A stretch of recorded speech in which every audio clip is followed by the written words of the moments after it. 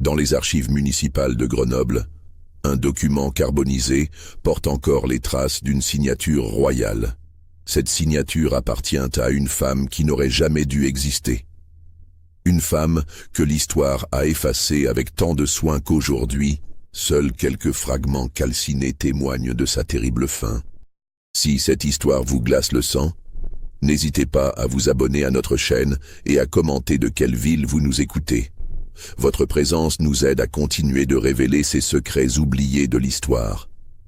Mais revenons à cette nuit de février 1791, dans les montagnes du Dauphiné, où une femme allait mourir pour avoir osé réclamer ce qui lui appartenait de droit. L'hiver de 1791 s'abattait sur le Dauphiné avec une violence particulière. Dans cette région montagneuse du sud-est de la France, les nouvelles de Paris arrivaient déformées par la distance et l'amertume. La Révolution, qui promettait liberté et égalité, avait surtout apporté la peur et la confusion dans ces vallées isolées où les anciens seigneurs avaient fui, laissant derrière eux des châteaux vides et des paysans désœuvrés. Le village de Saint-Christophe-en-Oisans comptait à peine 300 âmes réparties dans une cinquantaine de maisons de pierre grise accrochées au flanc de la montagne. Les hivers y étaient rudes, les étés brefs et la vie des habitants rythmée par les transhumances et les foires aux bestiaux. Depuis que la Révolution avait éclaté, une atmosphère de méfiance pesait sur la communauté. Chacun observait son voisin, se demandant qui avait vraiment embrassé les idées nouvelles et qui regrettait secrètement l'ancien régime. Le château de Bellerive, perché sur un éperon rocheux dominant la vallée de la Romanche, était l'un de ces fantômes de pierre abandonnés par leur maître. Construit au XVe siècle par la famille de Montclerc, il avait été le témoin de 3 siècles d'intrigues, de naissances secrètes et de morts suspectes. Sa silhouette massive se découpait contre le ciel comme une dent brisée, ses tours rondes et ses courtines éboulées lui donnant l'aspect d'une ruine antique, bien qu'il n'eût été abandonné que depuis 2 ans. L'architecture du château témoignait de différentes époques. Les fondations médiévales étaient surmontées d'ajouts Renaissance, eux-mêmes complétés par des aménagements du grand siècle. Une cour d'honneur pavée de galets de la Romanche s'ouvrait entre le corps de logis principal et les communs. Au centre, une fontaine ornée des armes des Montclerc, 3 lions d'or sur champ d'azur, crachaient encore quelques filets d'eau verdâtre qui gelaient dès la tombée du jour. En cette année 1791, ces fenêtres béantes laissaient entrer la neige et les corbeaux, tandis que les villageois évitaient soigneusement de croiser son ombre au coucher du soleil, car le château de Bellerive avait mauvaise réputation. Les anciens du village se souvenaient encore des histoires que racontaient leurs grands-pères. Des cris qui sortaient des souterrains par les nuits sans lune, des servantes qui disparaissaient mystérieusement, des nouveau-nés qu'on emmenait dans des paniers couverts sans qu'on les revoie jamais.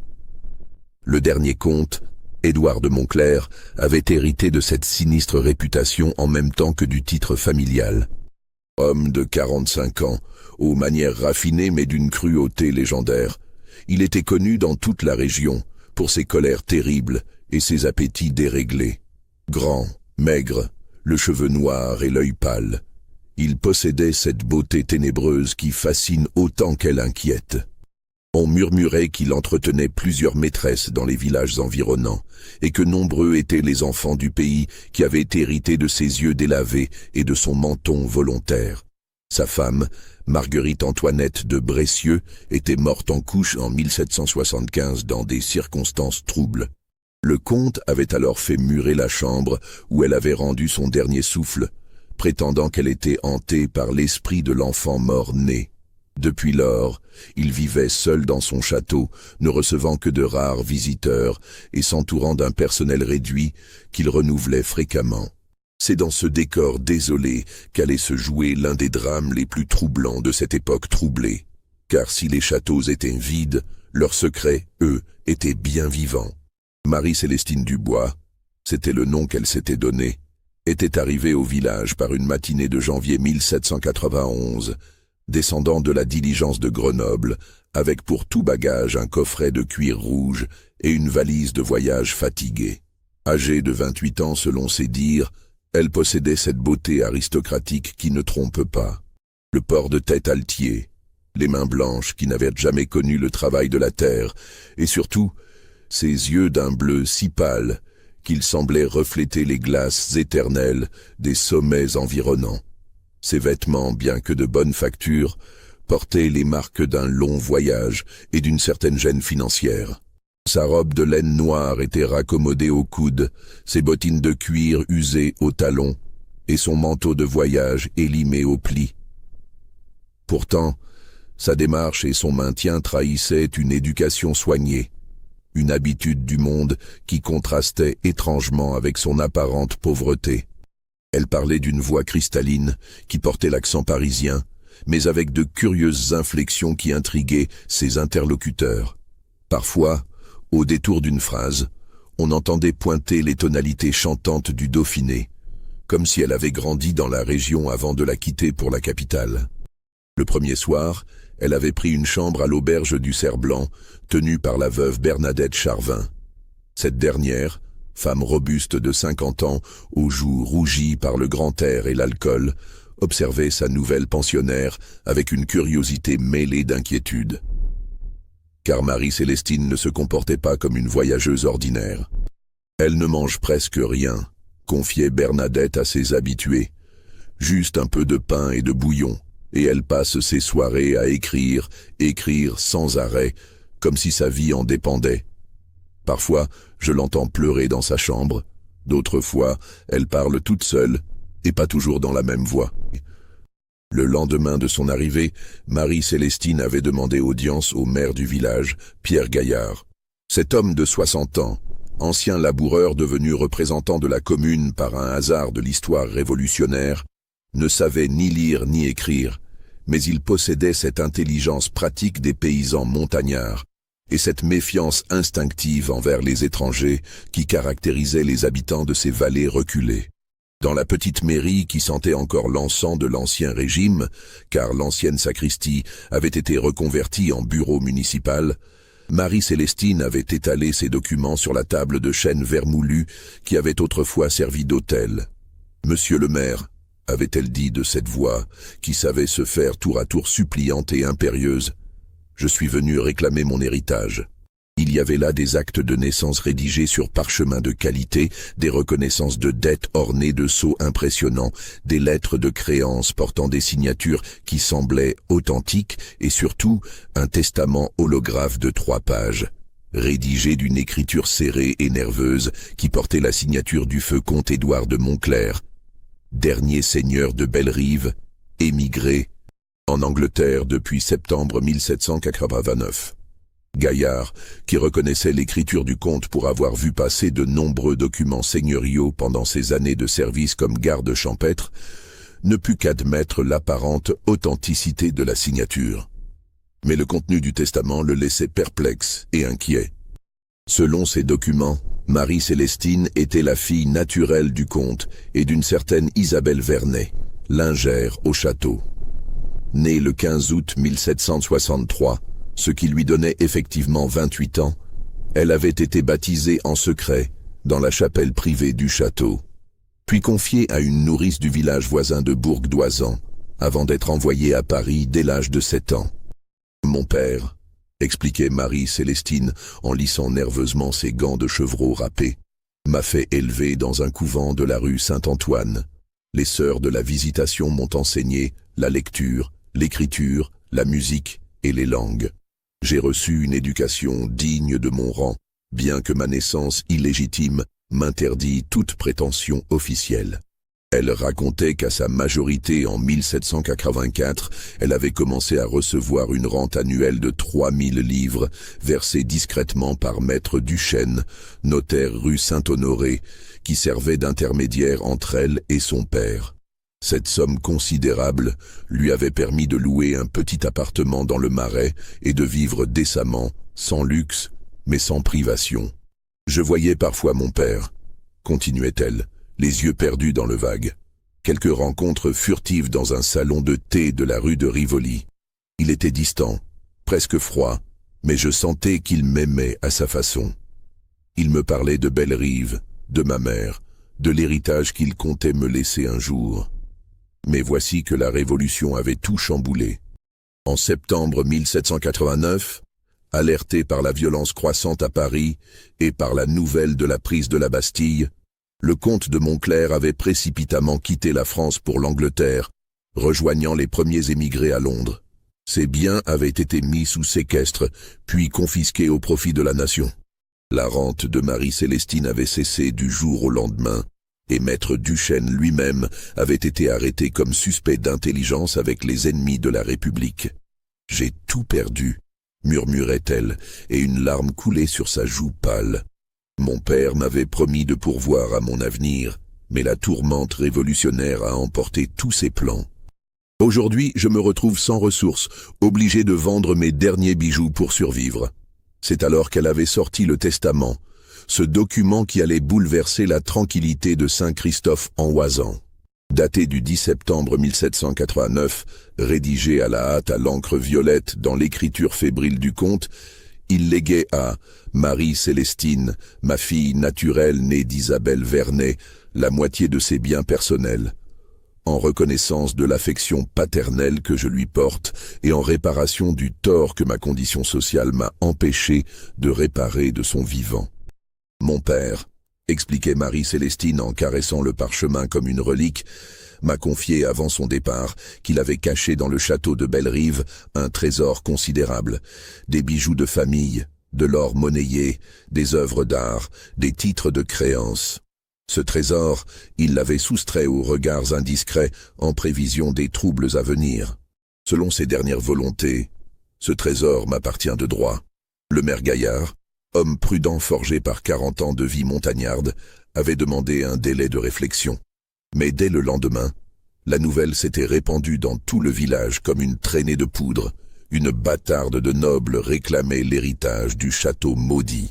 L'arrivée de Marie-Célestine divisait la population de Saint-Christophe en Oisans en deux camps opposés.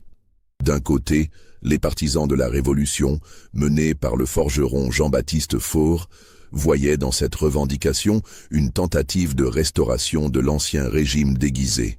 De l'autre, les nostalgiques de l'ordre ancien, dont le notable Augustin Pélissier, ancien procureur fiscal du comte, pensait qu'il fallait respecter les dernières volontés du seigneur légitime. Jean-Baptiste Faure était un colosse de 35 ans, aux mains calleuses et au verbe haut.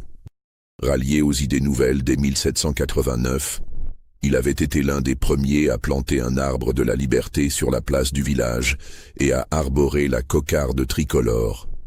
Sa forge, située sur la route de Grenoble, était devenue le quartier général des républicains du village, où l'on commentait avec passion les nouvelles de Paris et où l'on refaisait le monde autour d'un pichet de vin rouge. « Cette femme est une imposture », tonnait-il en abattant son marteau sur l'enclume. Les nobles ont fui comme des lâches, et maintenant ils envoient leurs bâtardes pour récupérer ce qu'ils ont abandonné. Nous ne devons rien aux Montclerc, leurs crimes ont assez duré. Car Faure se souvenait des injustices de l'ancien régime. Son propre père avait été emprisonné 3 jours au château pour avoir refusé de payer une dîme supplémentaire exigée par le comte. Sa sœur cadette, Marie-Jeanne, avait été contrainte de fuir le village en 1788, après que le comte eut tenté de la séduire de force lors d'une fête villageoise. Augustin Pélissier, à l'inverse, défendait mollement la légitimité de Marie-Célestine. Homme de 60 ans à la barbiche grisonnante et aux manières précieuses, il avait servi les Montclerc pendant 30 ans, gérant leurs terres, rédigeant leurs contrats, couvrant leurs exactions. La Révolution l'avait privé de sa charge et de ses revenus, et il vivait désormais chichement de quelques leçons de latin données aux enfants du village. « Mademoiselle Dubois présente des documents en bonne et due forme », répétait-il de sa voix fluette, en ajustant ses lunettes. « Le testament du comte porte sa signature authentique, j'en témoigne. Il serait contraire au droit, même révolutionnaire, de nier l'évidence. Mais au-delà de ces considérations politiques, c'était la personnalité même de Marie-Célestine qui troublait les habitants du village. Car cette femme ne correspondait à aucun modèle connu. Elle n'avait ni l'arrogance des aristocrates, ni la simplicité des roturières. Elle oscillait entre des moments de dignité hautaine et des crises de vulnérabilité qui émouvaient ses témoins. Thomas Reynaud, l'ancien garde-chasse du comte, était l'un de ceux qui l'observaient avec le plus d'attention. Homme de 50 ans au visage buriné par les intempéries, il connaissait le château de Bellerive mieux que personne, pour y avoir servi 20 années durant. La Révolution l'avait privé de son emploi, mais pas de sa fidélité envers la famille de Montclair.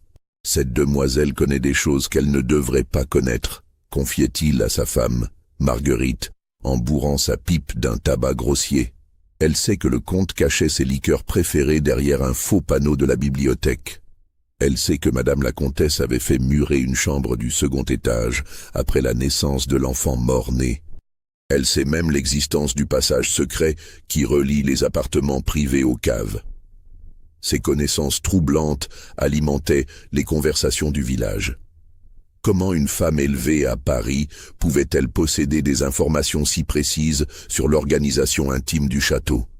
Était-ce la preuve de sa filiation ou la marque d'une enquête minutieuse menée par une aventurière sans scrupules? Isabelle Vernet, la lingère que Marie-Célestine prétendait être sa mère, avait effectivement travaillé au château dans les années 1760. Les anciens s'en souvenaient encore. Une femme d'une beauté saisissante, aux cheveux blonds comme les blés et aux yeux verts comme l'eau de la Romanche au printemps. Fille d'un tisserand de Bourdoisan, elle était entrée au service du comte à l'âge de 18 ans, en 1762. Isabelle était la plus jolie fille des deux vallées, se rappelait la vieille Agnès Morel, qui approchait ses 80 ans et était l'une des dernières à avoir connu personnellement la lingère. Elle avait cette grâce naturelle qui fait qu'on se retourne sur son passage. Le comte l'avait remarqué dès le premier jour.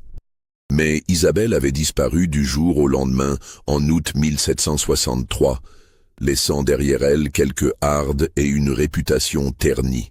Les versions sur sa disparition variaient selon les témoins. Certains prétendaient qu'elle était morte en couche après avoir donné naissance à un enfant du comte. D'autres affirmaient qu'elle avait été chassée pour vol et qu'elle était partie chercher fortune à Lyon ou à Marseille. Les plus malveillants murmuraient qu'elle avait été assassinée par la comtesse, jalouse de la beauté de sa rivale.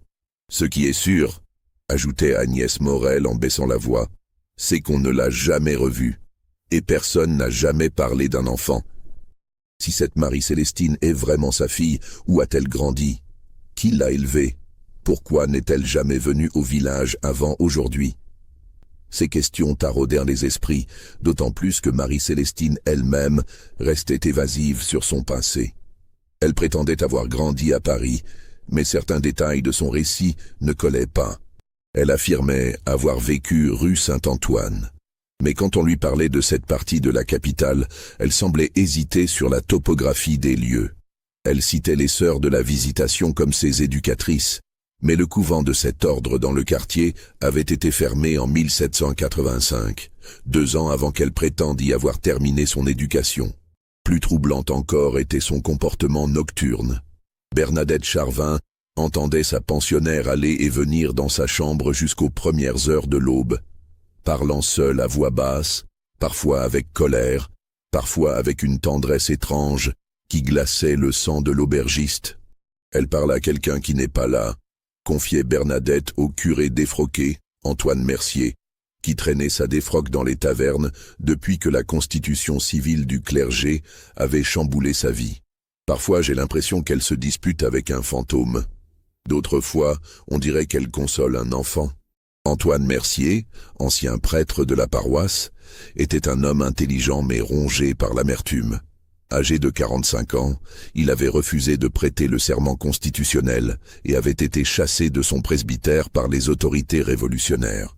Depuis lors, il noyait ses remords dans l'alcool et ses nuits dans les discussions philosophiques qui ne menaient nulle part. Cette femme porte un secret, observait-il en vidant son verre de gnôle. Un secret qui la dévore de l'intérieur. J'ai confessé à ces dames tourmentées pour reconnaître les signes. Elle fuit quelque chose ou quelqu'un. Mais quoi? Marie-Célestine s'était installée dans une routine qui intriguait les habitants du village. Chaque matin, après un petit déjeuner frugal à l'auberge, elle partait arpenter les sentiers menant au château de Bellerive, carnet à la main, notant ses observations avec un soin méticuleux. Elle interrogeait les bergers qu'elle croisait sur les habitudes du comte, sur l'organisation du château, sur les cachettes possibles. Elle avait une façon particulière d'aborder les gens, mélange de hauteur aristocratique et de vulnérabilité touchante qui désarmait ses interlocuteurs. Avec les hommes, elle adoptait un ton ferme mais respectueux, jouant sur son statut supposé de fille naturelle de noble. Avec les femmes, surtout les plus âgées, elle se montrait plus câline, plus fragile, évoquant sa condition d'orpheline abandonnée qui cherchait ses racines. « Vous qui avez connu ma mère », disait-elle à Agnès Morel en lui prenant les mains avec une tendresse étudiée. « Aidez-moi à comprendre qui elle était. Je n'ai d'elle que quelques souvenirs flous, quelques images qui me reviennent dans mes rêves. » Et Agnès, malgré sa méfiance instinctive, se laissait attendrir par cette jeune femme qui semblait porter en elle tant de souffrances contenues. Elle lui racontait Isabelle Vernet, sa beauté, sa douceur, son rire cristallin qui résonnait dans les couloirs du château. « Ta mère était bonne, » murmurait la vieille femme, « mais elle était trop belle pour son propre bien. Les jolies filles, dans ce pays, ça attire les malheurs comme le miel attire les guêpes. » Marie-Célestine écoutait ses récits avec une attention passionnée, posant des questions précises sur les habitudes d'Isabelle, sur ses relations avec les autres domestiques, sur les circonstances de sa disparition. Parfois, ses yeux se remplissaient de larmes qu'elle essuyait discrètement du revers de sa manche. Mais c'était dans ses explorations du château que son comportement devenait vraiment déroutant.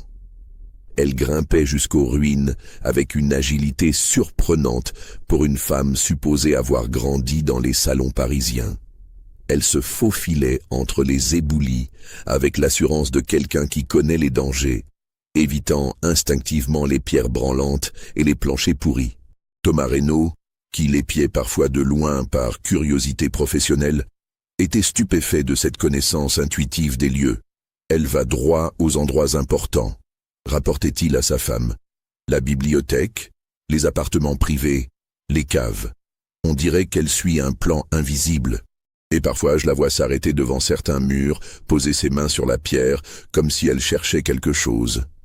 Un après-midi de février, Marie-Célestine eut une conversation troublante avec Pélissier, l'ancien procureur fiscal.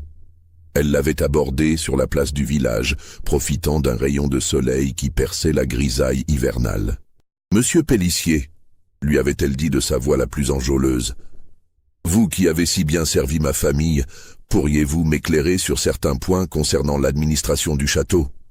Pélissier, flatté d'être consulté par cette femme qui incarnait à ses yeux un reste de l'ancien ordre social, s'était empressé de répondre à ses questions.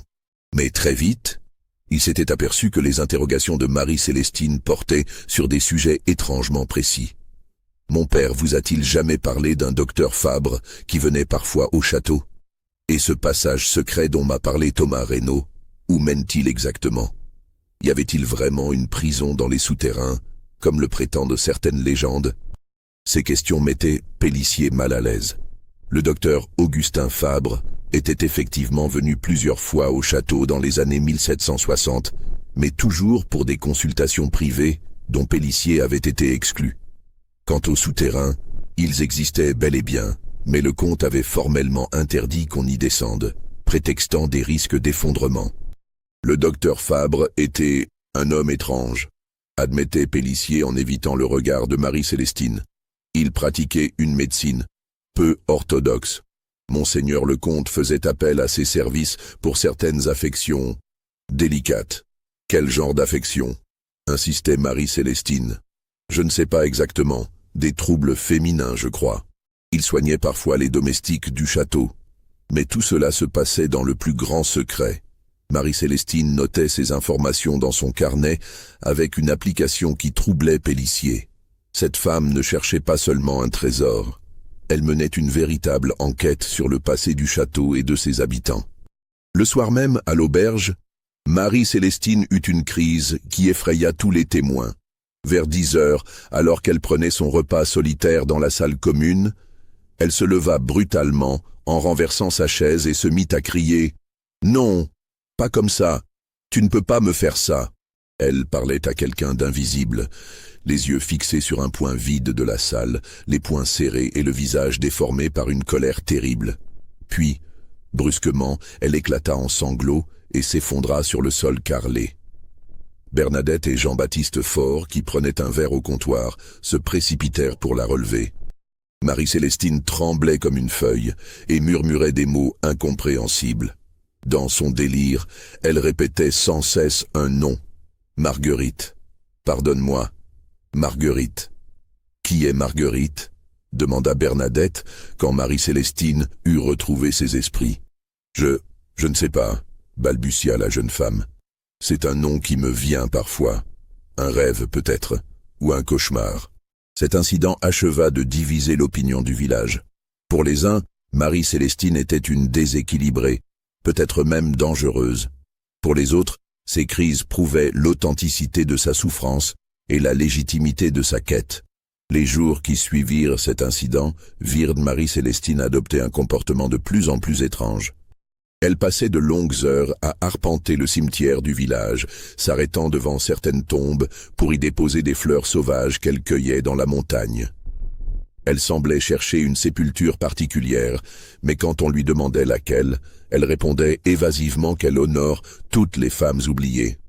Un matin, elle demanda à consulter les registres paroissiaux conservés à la mairie. Antoine Mercier, malgré sa déchéance, restait le seul homme du village capable de déchiffrer correctement l'ancienne écriture gothique. À contre-cœur, il accepta de l'aider dans ses recherches. Ce qu'ils découvrirent dans les registres des années 1760-1770 jeta un trouble nouveau sur l'affaire. Il y avait effectivement mention de plusieurs femmes disparues mystérieusement durant cette période. Isabelle Vernet en 1763, mais aussi Marie Dubois en 1764, Catherine Blanc en 1765, Jeanne Rousset en 1767. Toutes étaient jeunes, toutes étaient belles, et toutes avaient travaillé d'une façon ou d'une autre pour le château. Ces disparitions n'ont jamais été expliquées, murmurait Mercier en parcourant les pages jaunies. On les attribuait aux rigueurs de l'époque, aux épidémies, aux accidents de montagne. Mais maintenant que j'y repense, c'est troublant. Toutes ces femmes avaient un point commun. Elles étaient enceintes quand elles ont disparu. Marie-Célestine pâlit en entendant cette révélation. Ses mains se mirent à trembler, tandis qu'elle tournait les pages du registre, cherchant d'autres indices, d'autres noms, d'autres traces de ces vies effacées. « Enceinte » répéta-t-elle d'une voix blanche. « Vous en êtes certain ?»« Hélas, oui. J'étais jeune vicaire à l'époque. J'aidais le curé Boniface dans ses tâches. Ces femmes venaient parfois se confesser. Elles parlaient de leurs conditions, de leur peur, de leur honte. Et puis, du jour au lendemain, plus rien, comme si la terre les avait englouties. Cette découverte transforma complètement l'attitude de Marie-Célestine. Elle cessa ses explorations quotidiennes du château pour se plonger dans une fièvre d'investigation qui l'amenait à interroger tous les anciens du village. Elle voulait tout savoir sur ces femmes disparues, leurs familles, leurs habitudes, leurs derniers moments. Agnès Morel se souvenait particulièrement de Marie Dubois, une cousine éloignée qui travaillait comme lavandière pour le château. Marie était une fille sage, racontait-elle en égrenant son chapelet. Elle avait épousé en 1763 un charron de Bourdoisan, Pierre Dubois. Quand elle est tombée enceinte, elle était folle de joie. Et puis, vers le 6e mois, elle a commencé à venir au château pour des travaux de couture. Elle disait que Madame la Comtesse lui payait bien.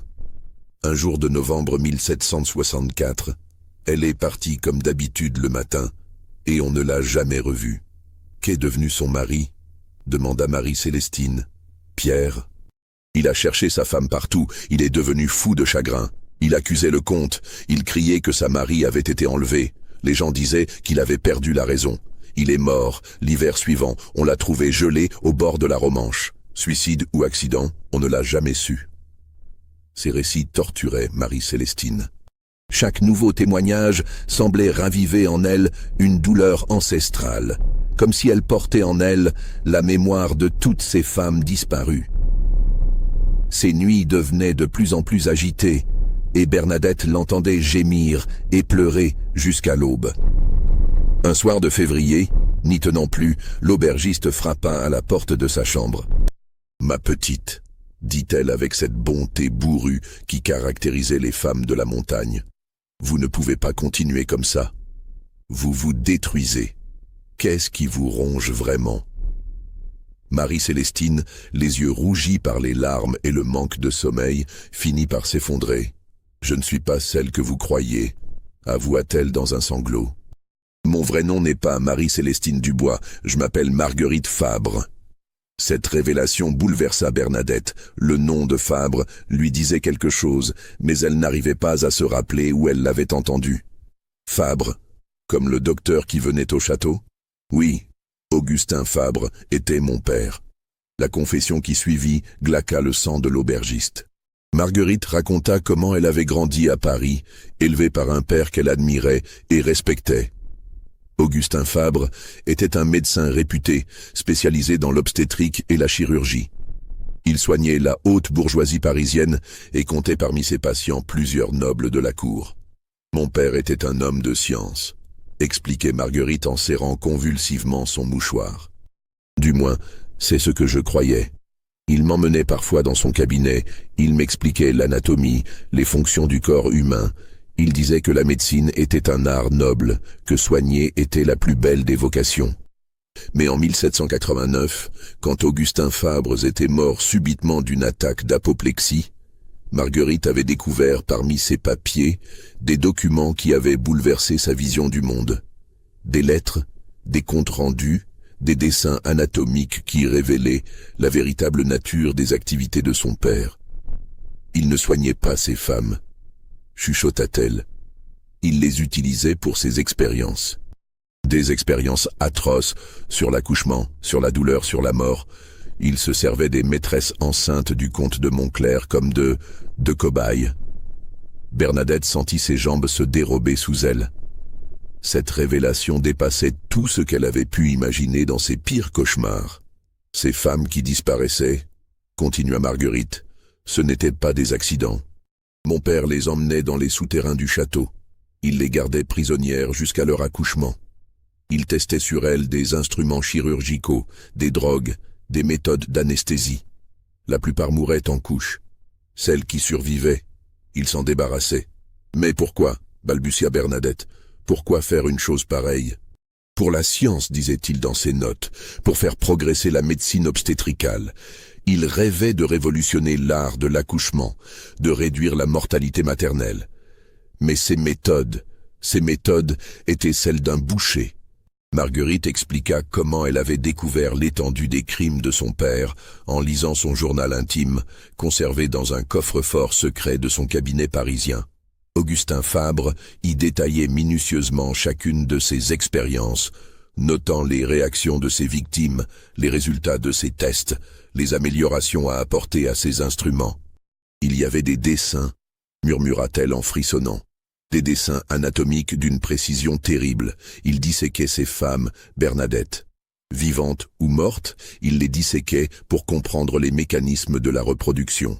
Le plus horrible, c'était que le comte de Montclair n'était pas seulement complice. Il était le principal pourvoyeur de victimes. Il attirait les jeunes femmes au château sous divers prétextes, les engrossait, puis les livrait au docteur Fabre quand leur grossesse était suffisamment avancée. Mon père payait le compte pour chaque femme, révéla Marguerite. J'ai trouvé les reçus, 50 livres par sujet d'expérience. C'était un commerce, Bernadette, un commerce de chair humaine. Mais la révélation la plus terrible était encore à venir. En fouillant plus profondément dans les archives de son père, Marguerite avait découvert sa propre origine. Ma mère n'était pas l'épouse légitime d'Augustin Fabre, avoua-t-elle dans un souffle. C'était Marie Dubois, cette lavandière dont vous parlez, Agnès Morel. Mon père l'avait gardée vivante plus longtemps que les autres, parce qu'elle était particulièrement résistante. Elle a survécu à mon accouchement, et lui a servi de nourrice pendant mes premiers mois. Marie Dubois avait vécu 2 ans dans les souterrains du château, prisonnière d'Augustin Fabre, qui l'utilisait comme cobaye pour ses expériences postnatales. Quand Marguerite avait eu 2 ans, en 1766, le docteur avait emmené l'enfant à Paris et s'était débarrassé définitivement de sa mère. « Je suis la fille d'une victime », sanglota Marguerite, « et j'ai grandi en aimant son bourreau.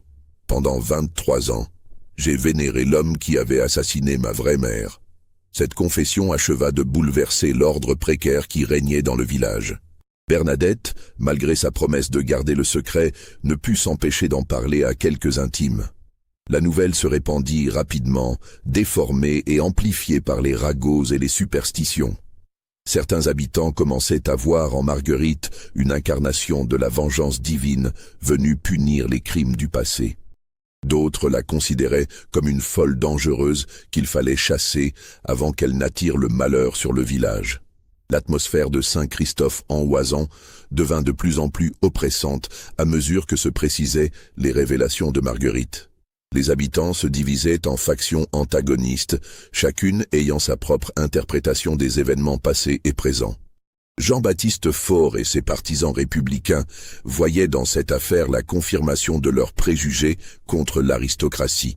Pour eux, les crimes révélés par Marguerite prouvaient la corruption intrinsèque de l'ancien régime et justifiaient toutes les violences révolutionnaires. « Vous voyez bien », tonnait le forgeron lors de ces assemblées improvisées. « Les nobles n'étaient pas seulement des parasites qui nous saignaient d'impôts. C'étaient des assassins qui tuaient nos femmes pour leur plaisir sadique. Et maintenant, cette fille de bourreau vient réclamer leur héritage. À l'inverse, Pélissier et les nostalgiques de l'ancien ordre refusaient de croire aux accusations portées contre le comte de Montclerc. Ils préféraient ne voir en Marguerite une mythomane, une aventurière qui inventait des horreurs pour justifier sa présence au village. « Cette femme est dérangée », répétait l'ancien procureur fiscal. « Elle mélange la réalité et ses fantasmes. Le comte Édouard était certes un homme aux mœurs libres, mais de là à l'accuser de meurtre, il y a un gouffre qu'aucune personne sensée ne saurait franchir. » Thomas Reynaud, l'ancien garde-chasse, se trouvait dans une position particulièrement inconfortable. Son loyalisme envers la famille de Montclerc l'empêchait d'admettre l'étendue des crimes révélés, mais sa connaissance intime du château lui faisait entrevoir la plausibilité des accusations. « J'ai servi au château pendant 20 ans, confiait-il à sa femme par les longues soirées d'hiver. Il y avait des choses étranges, c'est sûr. Des cris qui sortaient des caves la nuit, des odeurs bizarres, des allées et venues suspectes. Mais de là à parler d'assassinat, il se souvenait particulièrement du docteur Fabre, cet homme maigre aux yeux froids, qui venait parfois au château avec une malle remplie d'instruments chirurgicaux. Fabre exigeait toujours qu'on lui prépare une chambre dans les souterrains, prétextant que ces traitements nécessitaient le calme et la fraîcheur des caves. Le docteur restait parfois plusieurs semaines, se rappelait Thomas. Pendant ce temps, le comte nous interdisait formellement de descendre aux caves. Il disait que le docteur soignait des malades contagieuses et que notre présence pourrait perturber les soins. Ces souvenirs, longtemps refoulés, remontaient maintenant à la surface avec une netteté troublante. Thomas se rappelait les disparitions de femmes, les explications embarrassées du comte, l'atmosphère de mystère qui entourait les activités du docteur Fabre. Une fois, avouait-il à sa femme, j'ai entendu des cris terribles sortir des souterrains, des cris de femmes comme si on l'écorchait vive. Quand j'ai demandé au comte ce qui se passait, il m'a dit que le docteur opérait une tumeur et que les cris étaient normaux. Mais ces cris, ils me hantent encore. Pendant ce temps, Marguerite poursuivait ses investigations avec une détermination qui inquiétait ses observateurs. Elle avait cessé de se cacher et revendiquait ouvertement sa véritable identité. Elle ne cherchait plus le trésor du comte. Elle voulait retrouver les restes de sa mère et de toutes les autres victimes pour leur donner une sépulture digne. « Je ne partirai pas d'ici sans avoir rendu justice à ces femmes », déclarait-elle à qui voulait l'entendre. « Elles ont assez souffert dans l'ombre. Il est temps que la vérité éclate au grand jour. » Elle avait écrit plusieurs lettres aux autorités révolutionnaires de Grenoble, détaillant les crimes supposés de Montclerc et de son père, réclamant l'ouverture d'une enquête officielle. Mais ces courriers restaient sans réponse. Les nouveaux dirigeants avaient d'autres préoccupations que de ressasser les crimes de l'ancien régime. Un soir de la mi-février, Marguerite proposa au maire Gaillard de l'accompagner au château pour une exploration officielle des souterrains. Elle était certaine, disait-elle, d'y trouver les preuves définitives de ce qu'elle avançait. « Monsieur le maire », plaida-t-elle avec une passion qui bouleversait ses auditeurs, « ces femmes méritent justice. Leur famille mérite de savoir ce qui leur est arrivé. Et nous avons le devoir de révéler la vérité, même si elle est horrible. » Gaillard, homme simple mais pas dépourvu de bon sens, hésitait. D'un côté, il était tenté de mettre fin à cette affaire qui divisait son village et perturbait la paix sociale. De l'autre, il ne pouvait ignorer la passion sincère de Marguerite, ni balayer d'un revers de main des accusations aussi graves. « Si nous trouvons des preuves, finit-il par accepter, alors nous les transmettrons aux autorités compétentes. Mais si nous ne trouvons rien, vous devrez quitter le village et ne plus jamais y remettre les pieds. » Marguerite accepta ces conditions sans hésiter. Elle était si convaincue de la véracité de ses affirmations qu'elle ne doutait pas un instant de découvrir les preuves qu'elle cherchait. Le maire se fit accompagner de Thomas Reynaud et de Jean-Baptiste Faure, espérant que la présence de ces deux hommes aux opinions opposées garantirait l'impartialité de l'exploration. Tous trois suivirent Marguerite dans l'escalade périlleuse menant au château abandonné par cette soirée glaciale de février 1791 qui allait marquer l'histoire du village. Si cette montée vers le château vous donne des frissons, n'hésitez pas à aimer cette vidéo et à nous dire en commentaire ce que vous pensez qu'ils vont découvrir dans ces souterrains maudits. Votre soutien nous aide à continuer de révéler ces mystères oubliés de l'histoire. Le château de Belle-Rive se dressait dans l'obscurité comme une dent cassée sur fond de ciel étoilé. La lune, presque pleine, baignait les ruines d'une lumière blafarde qui accentuait leur aspect fantomatique. Ses tours rondes et ses courtines éboulées lui donnaient l'allure d'une carcasse géante blanchie par l'hiver, et le vent qui sifflait entre les pierres disjointes produisait une mélodie lugubre qui glaçait le sang des visiteurs. La nature avait déjà commencé son travail de reconquête. Des ronces aux épines acérées envahissaient la cour d'honneur. Des chouettes nichaient dans les cheminées effondrées. Et une odeur de moisissure et de décomposition planait sur l'ensemble, mélange écœurant de pierres humides, de bois pourris et de quelque chose d'indéfinissable qui évoquait la mort. Marguerite avançait avec une assurance déconcertante dans ce labyrinthe de pierres. À la lueur vacillante de sa lanterne à huile, elle guidait ses compagnons à travers les couloirs dévastés, évitant les poutres effondrées et les trous béants du plancher avec la précision de quelqu'un qui connaît les lieux par cœur. Sa connaissance de la topographie intérieure stupéfiait Thomas Reynaud, qui avait pourtant servi 20 ans dans ces murs. « Attention ici », disait-elle en désignant une pierre branlante. « Et là, ne posez pas le pied sur cette lame de parquet, elle s'effondre. » « Comment pouvez-vous savoir tout cela ?» demanda Jean-Baptiste Faure, déjà impressionné malgré sa méfiance. « Mon père avait dessiné des plans très précis du château, » répondit Marguerite sans se retourner. Il notait tous les dangers, tous les passages, toutes les cachettes. Pour lui, ce lieu était un laboratoire qu'il fallait connaître parfaitement. Elle les mena d'abord à la bibliothèque, vaste pièce au rayonnage dévasté, où des milliers de livres pourrissaient dans la neige qui s'infiltrait par les fenêtres brisées. Les volumes épars jonchaient le sol, leurs pages mangées par l'humidité et les rongeurs, créant un tapis macabre de savoir détruit. Sans hésiter, Marguerite se dirigea vers un panneau de chêne qui semblait identique aux autres et, après avoir palpé quelques moulures sculptées, actionna un mécanisme invisible. Le panneau coulissa dans un grincement sinistre, révélant une niche secrète tapissée de velours rouge décoloré. La niche était vide, mais on y voyait encore les traces poussiéreuses d'objets qui y avaient séjourné longtemps. « Ils ont déjà tout pris », murmura-t-elle avec une amertume qui fit frissonner ses compagnons. Mais ce n'était qu'une cache secondaire. Le véritable secret est ailleurs. Elle les conduisit ensuite aux appartements privés, au second étage. L'escalier de pierre était traître, certaines marches s'étaient effondrées, et il fallait progresser en s'aidant de la rampe de fer forgé qui tenait encore bon. L'ascension se faisait dans un silence pesant, troublé seulement par le bruit de leurs pas et le souffle du vent dans les ouvertures béantes. Dans ce qui avait été la chambre de la comtesse, Marguerite s'arrêta devant un mur apparemment plein et entreprit de compter les pierres en murmurant des chiffres incompréhensibles.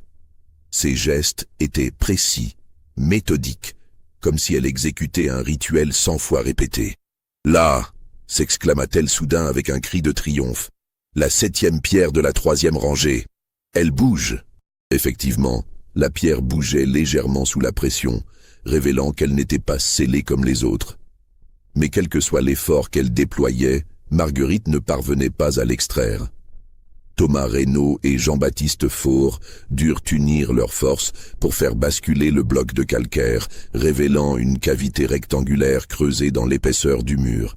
Dans cette cavité se trouvait un coffret de métal rouillé, de la taille d'une cassette à bijoux, dont la serrure avait été rongée par l'humidité.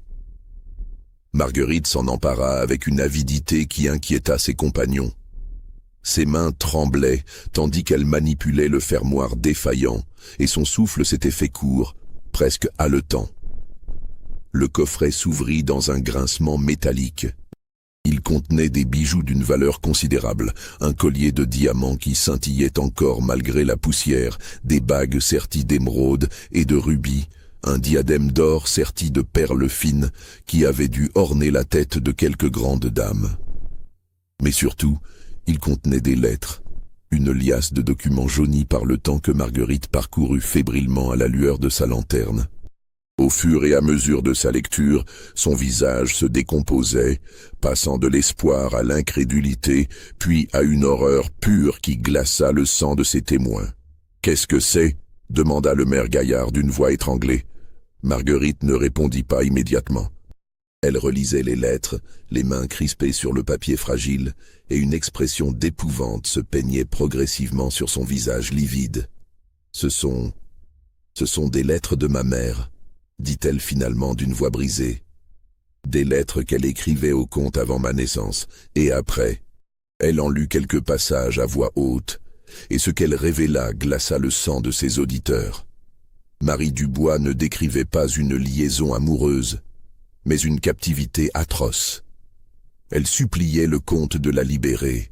Elle parlait de violence, de chantage, de menaces. Dans une lettre datée de juin 1764, quelques mois avant la naissance de Marguerite, elle écrivait « Monseigneur, l'enfant que je porte sera la preuve vivante de vos crimes. Le docteur Fabre me fait souffrir le martyre avec ses expériences. Hier, il m'a ouvert le ventre pour regarder l'enfant sans me donner d'opium. Je crois que je vais mourir de douleur. Si Dieu me prête vie, je témoignerai contre vous. » Mais il y avait d'autres lettres, plus troublantes encore. Des lettres où Marie Dubois décrivait les autres prisonnières des souterrains, leurs souffrances, leurs morts atroces. Elle parlait d'Isabelle Vernet, morte hier en hurlant pendant que le docteur lui arrachait l'enfant du ventre, de Catherine Blanc, qui a rendu son dernier souffle après qu'on lui eut injecté un poison dans les veines, de Jeanne Rousset, dont le docteur a ouvert le crâne pour voir le cerveau d'une femme enceinte. « Mon Dieu !»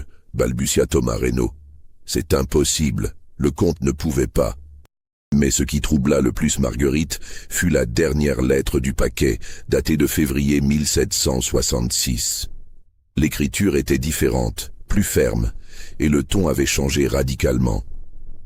« Mon cher comte, l'expérience touche à sa fin. Le sujet numéro 12, Marie Dubois, a survécu 2 ans à son accouchement, ce qui constitue un record remarquable. Ses observations sur les autres sujets ont été précieuses pour mes recherches. L'enfant qu'elle a produit, sujet 12A, sexe féminin, présente un développement normal et pourra servir à de futures expériences sur l'hérédité. Je recommande l'élimination du sujet 12 dans les plus brefs délais, car elle commence à montrer des signes de démence qui pourraient compromettre la sécurité de notre laboratoire. L'enfant sera transféré à Paris pour éducation et observation. Signé Dr Augustin Fabre. Sujet 12A, murmura Marguerite en laissant tomber la lettre. C'était moi, j'étais le sujet 12A. Cette révélation la frappa comme un coup de massue. Non seulement elle était la fille d'une victime, mais elle avait elle-même été considérée comme un cobaye par son père adoptif. Toute son enfance, toute son éducation, Tout l'amour qu'elle avait cru recevoir n'était qu'une expérience scientifique de plus. Il m'observait, chuchota-t-elle, les yeux dans le vague. Toute ma vie, il m'observait. Il notait mes réactions, mes émotions, mon développement. Il me disait qu'il m'aimait, mais en réalité, j'étais juste un spécimen pour ses études. Jean-Baptiste Faure, malgré sa dureté habituelle, fut ému par la détresse de cette femme qui venait de découvrir l'horrible vérité sur sa propre existence. « Qu'allez-vous faire maintenant » demanda-t-il avec une douceur inhabituelle. Marguerite rangea brutalement les lettres dans le coffret et se redressa. Ses yeux pâles brillaient d'une flamme nouvelle, mélange de douleur et de détermination farouche. « Je vais descendre au souterrain », déclara-t-elle. « Je vais retrouver les restes de ma mère et de toutes ces femmes, et je vais leur rendre justice. » Mais les hommes qui l'accompagnaient commençaient à s'inquiéter de son état mental. La révélation des lettres l'avait visiblement bouleversé, et ils craignaient qu'elle ne commette quelque acte irréparable dans son désespoir. « Mademoiselle, » intervint prudemment le maire Gaillard, « il est tard et ces souterrains sont dangereux. Ne vaudrait-il pas mieux redescendre au village et revenir demain avec du renfort ?»« Non, » répliqua Marguerite avec une violence qui les fit reculer. « J'ai attendu toute ma vie de connaître la vérité. Je ne partirai pas d'ici sans avoir vu de mes yeux les preuves de leurs crimes. » Elle se dirigea vers l'escalier menant aux caves, sa lanterne projetant des ombres dansantes sur les murs lépreux. Les trois hommes n'eurent d'autre choix que de la suivre, malgré leur appréhension grandissante. Les souterrains du château de Bellerive s'étendaient sous l'ensemble du bâtiment, formant un véritable labyrinthe de salles voûtées et de couloirs étroits creusés à même le roc. L'humidité y était oppressante, l'air vicié et chargé d'odeurs de moisissure et de décomposition. Des gouttes d'eau suintaient des voûtes, créant une mélodie sinistre qui résonnait dans l'obscurité. Marguerite avançait comme une somnambule, guidée par les indications détaillées qu'elle avait trouvées dans les papiers de son père. Elle connaissait l'emplacement exact du laboratoire secret où Augustin Fabre avait mené ses expériences atroces. « Par là », murmurait-elle en désignant un couloir qui s'enfonçait dans les profondeurs. La salle d'expérimentation est tout au fond, derrière la réserve à grains. Plus ils avançaient, plus l'atmosphère devenait oppressante. L'air se raréfiait, chargé d'une puanteur indescriptible qui prenait à la gorge et donnait des hauts le cœur. Thomas Reynaud, pourtant habitué aux odeurs de gibier faisandé, dut se couvrir le nez avec son mouchoir. Enfin, Marguerite s'arrêta devant une porte de chêne renforcée de fer, fermée par une lourde serrure. Mais la porte avait bougé avec le temps, et un interstice permettait de voir l'intérieur de la pièce. Ce qu'ils découvrirent dépassa leur pire cauchemar. La salle était vaste, voûtée de pierres brutes et équipée comme un véritable laboratoire de dissection. Au centre se dressait une table de marbre blanc, maculée de taches brunes qui ne pouvaient être que du sang séché. Autour de cette table, des instruments chirurgicaux rouillés étaient encore disposés sur des étagères, scalpels, pinces, scies, crochets et d'autres outils dont l'usage défiant l'imagination. Mais le plus terrifiant était le long des murs. Des chaînes rouillées pendant des anneaux de fer scellés dans la pierre, et au pied de ces chaînes, des ossements humains éparpillés sur le sol de terre battu. Certains squelettes étaient encore entiers, recroquevillés dans des positions qui témoignaient d'une agonie atroce. D'autres n'étaient plus que des amas d'os brisés, comme si les corps avaient été dépecés.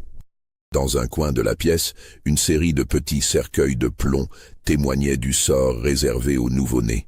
Et sur une étagère, des bocaux de verre contenaient encore des organes conservés dans un liquide jaunâtre, reste macabre des recherches du docteur Fabre. « Seigneur Jésus !»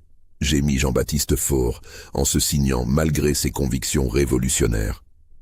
Marguerite était entrée dans la salle maudite, insensible à l'horreur qui paralysait ses compagnons.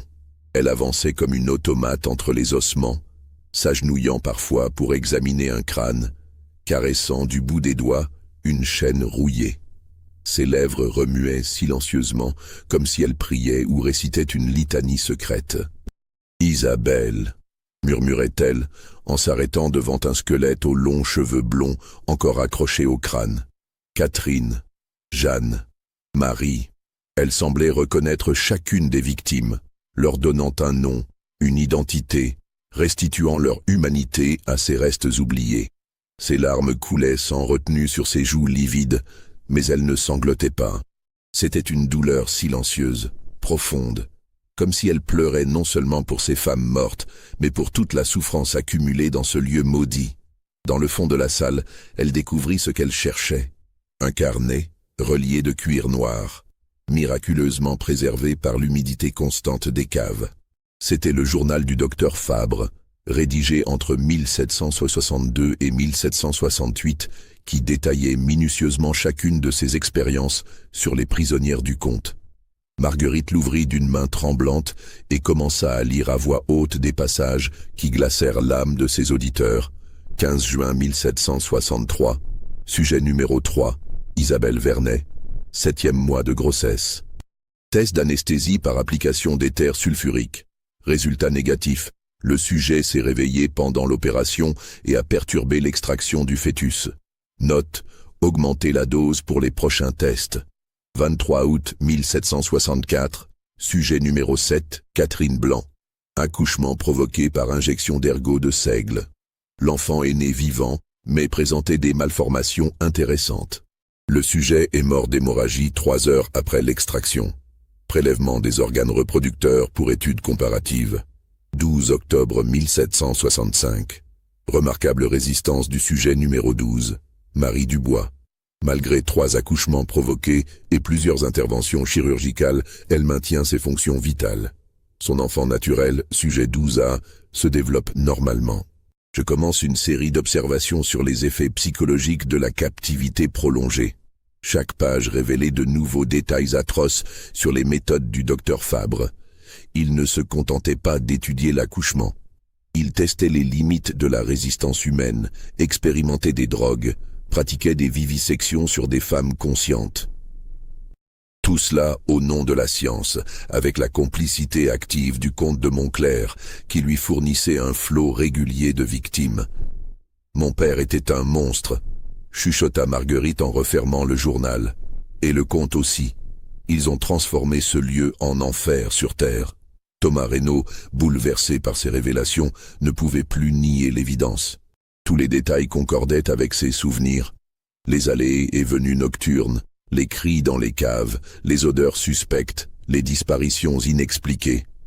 J'aurais dû comprendre, gémit-il. J'aurais dû faire quelque chose. Toutes ces femmes, si j'avais été moins lâche. Vous ne pouviez pas savoir, le consola Marguerite avec une douceur inattendue. Ils étaient très habiles pour cacher leurs crimes. Et qui aurait cru qu'un comte et un médecin réputés pouvaient commettre de telles atrocités? Mais soudain, en tournant une page du journal, Marguerite découvrit un passage qui la figea d'horreur. 25 décembre 1765, expérience réussie sur le sujet 12A, enfant de Marie Dubois. À l'âge de 15 mois, l'enfant montre déjà des signes de développement intellectuel supérieur à la normale. Les injections d'extraits de cerveau humain semblent stimuler ses capacités cognitives. Je vais poursuivre le traitement et emmener le spécimen à Paris pour observation prolongée. Note: éliminer le sujet 12 qui devient inutile et dangereuse. Il m'injectait du cerveau humain, balbutia Marguerite en laissant tomber le journal. Dès mon plus jeune âge. C'est pour ça que j'étais différente des autres enfants. C'est pour ça que j'apprenais si vite, que j'avais cette mémoire extraordinaire. Cette révélation finale brisa quelque chose en elle, que, toute sa vie, elle avait cru que son intelligence était un don naturel, un héritage de ses parents. En réalité, c'était le résultat d'expériences atroces menées sur elle depuis sa naissance. Elle n'était pas seulement la fille d'une victime. Elle était elle-même une victime, modifiée et manipulée par les crimes de son père adoptif. « Je ne suis même pas humaine », murmura-t-elle avec un rire hystérique. « Je suis un monstre fabriqué par des monstres. » Les 3 hommes tentèrent de la raisonner, de lui faire comprendre qu'elle n'était responsable de rien, qu'elle restait une victime innocente de ses horreurs. Mais Marguerite ne les entendait plus. Elle regardait fixement les ossements éparpillés dans la salle, comme si elle voyait les fantômes de toutes ces femmes martyrisées. « Elles me parlent, chuchota-t-elle. Elles me disent ce qu'il faut faire. »« Quoi ?» demanda le maire Gaillard, de plus en plus inquiet de l'état mental de la jeune femme. « Brûler, tout brûler, effacer les preuves de leur souffrance, leur donner enfin la paix. » Cette déclaration alarma ses compagnons. Ils comprirent qu'elle était au bord de la folie et qu'elle pouvait commettre des actes irréparables. « Marguerite, dit doucement Thomas Reynaud, vous avez découvert la vérité. C'est ce que vous vouliez. Maintenant, remontons au village. Nous préviendrons les autorités. Nous donnerons une sépulture décente à ces pauvres femmes. »« Non, répliqua-t-elle avec une détermination farouche. Vous ne comprenez pas. Ces preuves ne doivent pas sortir d'ici. Si elles deviennent publiques, d'autres monstres s'en inspireront. D'autres femmes souffriront. Il faut détruire tout ça. » Elle ramassa le journal de son père et le serra contre sa poitrine comme un trésor empoisonné. Ce livre contient les méthodes de torture les plus raffinées qui soient. Si des médecins sans scrupules s'en emparent, ils reproduiront ces horreurs. Je ne peux pas permettre ça. Mais les familles de ces femmes, protesta Jean-Baptiste Faure, elles ont le droit de savoir ce qui est arrivé à leurs filles, à leurs sœurs. Leurs familles souffriront encore plus en apprenant la vérité, rétorqua Marguerite. Mieux vaut qu'elles gardent leurs illusions que de connaître l'atrocité de ce qui s'est passé ici. Les trois hommes comprirent qu'ils ne parviendraient pas à la raisonner.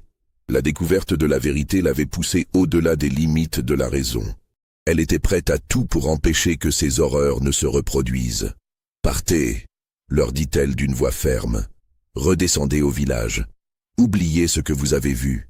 Dites aux gens que Marie-Célestine Dubois était une mythomane et que ces histoires n'étaient que des mensonges. »« Et vous ?» demanda le maire Gaillard. « Moi, je reste. J'ai une dette envers ces femmes. Une dette que je dois payer. » Les hommes hésitèrent. Ils ne pouvaient pas abandonner cette femme dans l'état de détresse où elle se trouvait. Mais ils comprenaient aussi qu'elle ne se laisserait pas convaincre de les suivre. « Au moins, promettez-nous de ne rien faire d'irréparable, » supplia Thomas Reynaud. « Ces morts ne justifient pas une mort de plus. » Marguerite ne répondit pas. Elle s'était agenouillée au milieu des ossements et caressait tendrement un crâne d'enfant, comme si elle berçait un nourrisson. « Dors, mon petit » murmurait-elle. « Tout va finir. Maman va s'occuper de tout. » Face à cette scène déchirante, les trois hommes n'eurent d'autre choix que de remonter aux étages supérieurs, laissant Marguerite seule avec ses fantômes et sa douleur. Ce fut Thomas Reynaud qui donna l'alerte, vers 3 heures du matin. Depuis sa maison du village, il avait vu des lueurs rougeâtres danser derrière les fenêtres du château. Des lueurs qui grandissaient et se multipliaient avec une rapidité inquiétante. « Le château brûle !» cria-t-il en tambourinant aux portes de ses voisins. « Marguerite y est encore, il faut aller la chercher. » Mais il était déjà trop tard. En quelques minutes, l'incendie avait pris des proportions gigantesques. Les flammes jaillissaient de toutes les ouvertures du château, montant vers le ciel dans un brasier visible à des lieues à la ronde. Un vent violent attisait le feu, transformant la ruine en un bûcher colossal qui éclairait toute la vallée. Les habitants de Saint-Christophe-en-Oisans sortirent de leur maison pour contempler ce spectacle apocalyptique. Jamais ils n'avaient vu un incendie d'une telle violence. Les flammes semblaient animées d'une vie propre, léchant les pierres, dévorant tout sur leur passage, transformant des siècles d'histoire en cendres et en fumée. « Elle a mis le feu partout », expliquait le maire Gaillard aux villageois assemblés sur la place. « Elle avait apporté de l'huile, des torches. Elle voulait détruire toutes les preuves. L'incendie dura toute la nuit.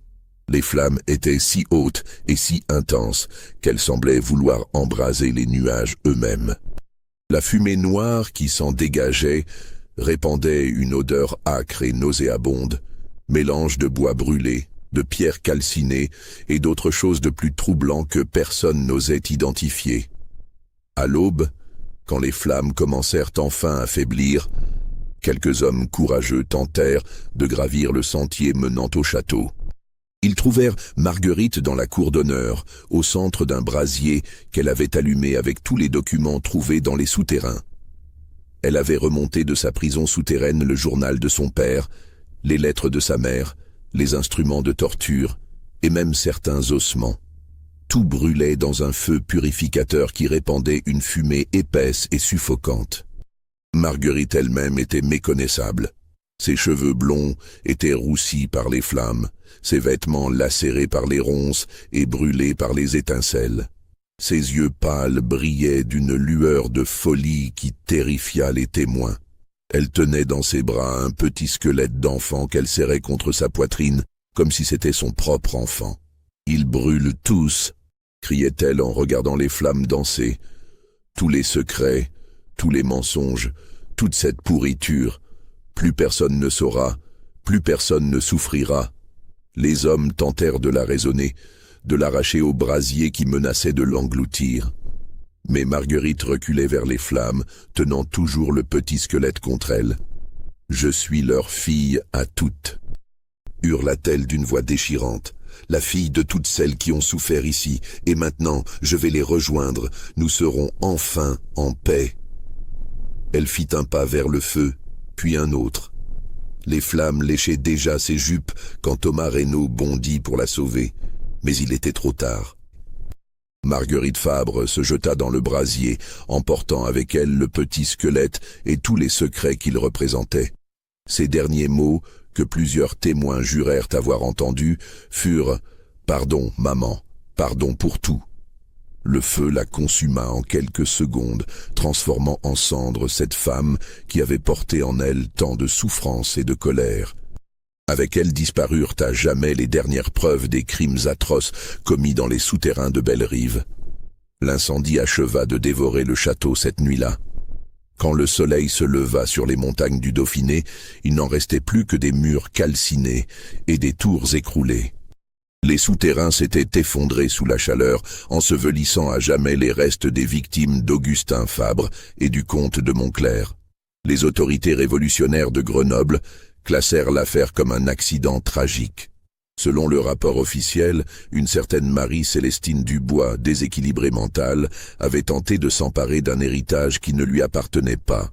Dans sa folie, elle avait mis le feu au château et avait péri dans l'incendie qu'elle avait elle-même allumé.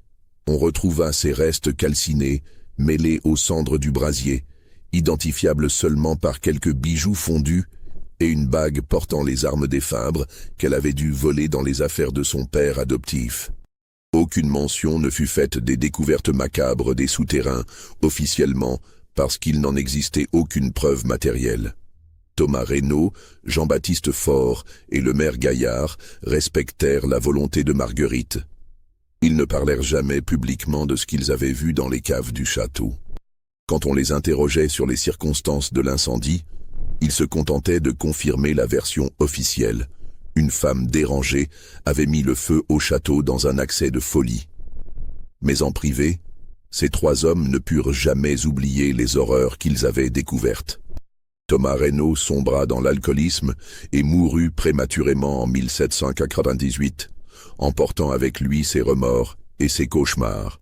Jean-Baptiste Faure abandonna ses activités politiques et se contenta de tenir sa forge, évitant soigneusement toute conversation sur les événements de février 1791. Quant au maire Gaillard, il démissionna de ses fonctions peu après l'incendie et se retira dans une ferme isolée où il vécut en ermite jusqu'à sa mort en 1805. Le village de Saint-Christophe-en-Oisans retrouva progressivement sa tranquillité, mais une ombre pesait désormais sur la communauté.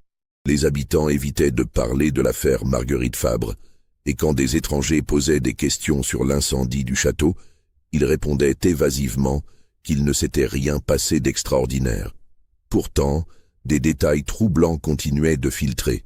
Bernadette Charvin racontait à qui voulait l'entendre que sa défunte pensionnaire parlait parfois dans son sommeil dans une langue qu'elle ne reconnaissait pas et qu'elle dessinait machinalement des instruments chirurgicaux sur ses feuilles de papier. L'ancien curé Antoine Mercier prétendait avoir trouvé dans les registres paroissiaux des annotations mystérieuses ajoutées d'une main inconnue à côté des noms des femmes disparues. Et puis il y avait ces témoignages de bergers qui affirmaient voir parfois, les nuits de pleine lune, une silhouette féminine errer dans les ruines du château. Une femme en robe blanche qui portait un enfant dans ses bras et qui semblait appeler d'autres femmes, comme si elle les invitait à la rejoindre dans un monde où la souffrance n'existerait plus. Ces histoires, bien sûr, n'étaient que des superstitions de montagnards. Mais elles contribuaient à entretenir autour du château de Bellerive une atmosphère de mystère et de crainte qui perdure encore aujourd'hui. En 1823, lors de travaux de déblaiement entrepris par les nouveaux propriétaires du terrain, des ouvriers découvrirent, dans les décombres du château, un fragment de parchemin miraculeusement épargné par les flammes. Il portait quelques mots tracés d'une écriture féminine tremblante. « Mes filles, pardonnez-moi, je n'ai pas su vous protéger, mais maintenant, vous êtes libres. M.F. » Ce fragment est aujourd'hui conservé aux archives départementales de l'Isère, classé sous la cote 4E 127-89. Mais les historiens officiels préfèrent considérer qu'il s'agit d'un faux, fabriqué par quelques faussaires du XIXe siècle pour alimenter la légende du château maudit. Car c'est bien de cela qu'il s'agit, n'est-ce pas? D'une légende. L'histoire de Marguerite Fabre et de sa terrible découverte ne peut être qu'une invention, un conte moral sur les dangers de l'obsession et de la vengeance. Comment croire qu'un médecin respecté et un comte français aient pu commettre de telles atrocités? Comment imaginer qu'une femme puisse porter en elle tant de souffrance et de folie? Pourtant, certains détails troublent encore les esprits rationnels. Dans les registres de l'état civil parisien, on trouve effectivement mention d'un docteur Augustin Fabre, décédé en 1789, et d'une certaine Marguerite Fabre, sa fille adoptive, disparue des registres de la capitale en janvier 1791. Dans les archives de la préfecture de l'Isère, un rapport de gendarmerie mentionne la découverte de plusieurs squelettes humains d'origine indéterminée dans les ruines du château de Bellerive, squelettes qui ont mystérieusement disparu des collections du musée dauphinois où ils avaient été entreposés. Et puis il y a ce témoignage troublant du docteur Henri Bouchard, médecin légiste à Grenoble, qui examina en 1824 des ossements trouvés dans les décombres du château. Dans ses notes personnelles, conservées aux archives municipales, il écrit « Ces restes présentent des marques de violence caractéristiques. Fractures multiples, traces d'instruments tranchants, perforations crâniennes post-mortem. Tout indique que ces personnes ont subi des sévices d'une cruauté inouïe. Je ne peux m'empêcher de penser aux récits qu'on colporte sur les expériences du docteur Fabre. Si ces histoires sont vraies, nous sommes face à l'un des crimes les plus atroces de l'histoire de France. Mais ces documents, quand ils existent encore, sont fragmentaires, incomplets, sujets à caution. Les autorités ont toujours préféré étouffer cette affaire, sans doute pour ne pas ternir la réputation de la région ou pour éviter de réveiller de vieilles peurs. Alors, que s'est-il vraiment passé cette nuit de février 1791 dans les montagnes du Dauphiné? Marguerite Fabre était-elle une aventurière mythomane qui s'est prise à son propre jeu? Ou la fille d'une victime venue venger sa mère et toutes les femmes oubliées du château maudit? Les crimes qu'elle a révélés ont-ils vraiment eu lieu? Ou n'étaient-ils que le produit d'un esprit dérangé par la souffrance et la solitude? La vérité est peut-être morte avec elle dans les flammes de Bellerive. Ou peut-être dort-elle encore, quelque part dans les archives poussiéreuses d'un grenier dauphinois, attendant qu'une main curieuse la ramène à la lumière du jour. Ce qui est certain, c'est que l'histoire de Marguerite Fabre continue de troubler ceux qui l'entendent. Car au-delà des faits, au-delà des preuves, il y a cette question lancinante qui hante toutes les consciences. Et si c'était vrai? Et si de telles horreurs avaient vraiment été commises dans l'ombre de l'Ancien Régime? Et si des femmes innocentes avaient vraiment subi de tels martyrs au nom de la science et du progrès? Ces questions, personne ne veut y répondre. Il est plus confortable de reléguer cette histoire au rang des légendes, de la classer parmi les superstitions de montagnards. Mais les pierres du château de Belle-Rive, elles, gardent leur secret. Et parfois, les nuits de février, quand le vent souffle fort dans la vallée de la Romanche, les bergers affirment encore entendre des cris de femmes monter des ruines calcinées. Des cris de douleur ou des cris de délivrance, nul ne le sait. Mais ils résonnent encore aujourd'hui dans la mémoire collective de cette région, rappelant que certaines blessures ne se referment jamais complètement, et que certains secrets sont trop lourds pour être emportés par les flammes. L'histoire officielle a peut-être effacé Marguerite Fabre et ses terribles découvertes. Mais dans les vallées reculées du Dauphiné, on se souvient encore de cette femme qui a préféré mourir plutôt que de laisser la vérité empoisonner le monde. Une femme qui a porté sur ses épaules le poids de toutes les souffrances féminines et qui a choisi de les emporter avec elle dans la mort pour que d'autres femmes puissent vivre en paix. Vous croyez que tout a été révélé dans cette histoire? Dites-nous en commentaire ce que vous en pensez. Abonnez-vous à notre chaîne pour découvrir d'autres mystères oubliés de l'histoire et partagez cette vidéo avec tous ceux qui aiment les secrets sombres du passé. Car après tout, qui sait quels autres mystères sommeillent encore dans les châteaux en ruine de nos campagnes? Peut-être que la vérité sur Marguerite Fabre n'est pas morte dans les flammes de Belle-Rive. Peut-être qu'elle attend encore, tapie dans l'ombre de l'histoire, le moment de ressurgir pour troubler à nouveau nos certitudes et nos illusions.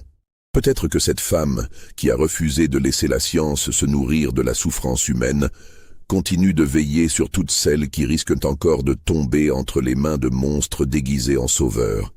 Et si vous entendez un jour des cris étranges dans la nuit, des cris qui semblent venir d'un autre temps, souvenez-vous de Marguerite Fabre. Souvenez-vous de toutes ces femmes qui ont souffert dans l'ombre pour que la science progresse. Et demandez-vous si le prix de certaines découvertes ne sera jamais trop élevé. Car au fond, c'est peut-être cela, le véritable message de cette histoire. Que la quête de la connaissance ne doit jamais se faire au détriment de la compassion. Et que certains secrets feraient mieux de rester ensevelis pour toujours dans les décombres du passé.